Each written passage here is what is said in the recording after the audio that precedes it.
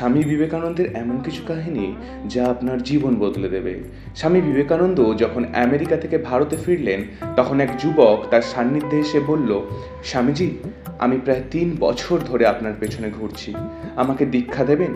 স্বামীজি মৃদু হেসে বললেন, তোমাকে আমি দীক্ষা দেব ঠিকই, কিন্তু জানো, আমার থেকেও বড় কেউ তোমাকে দীক্ষা দেবেন। শিষ্য বিস্মিত হয়ে জিজ্ঞাসা করল, আপনার থেকেও বড় কেউ? স্বামীজি তখন শুধু বললেন, যখন সময় হবে তখন তুমি তাকে নিজেই চিনে নিতে পারবে। কিছুদিন পর সেই যুবক এক দিব্য স্বপ্ন দেখল। এক পবিত্র নদীর ধারে এক বিশাল দীপ্তময় মূর্তি, যেন ঠাকুর শ্রী রামকৃষ্ণ জলাশয়ে শুয়ে আছেন, আর তার পাশে দাঁড়িয়ে মা সরস্বতী বলছেন, সময় এলে তুমিও দীক্ষা পাবে। সেই যুবক স্বপ্নের কথা স্বামীজিকে জানালে স্বামীজি হাসলেন এবং বললেন, যখন সময় হবে সেই দেবী তোমার চোখের সামনে আসবেন।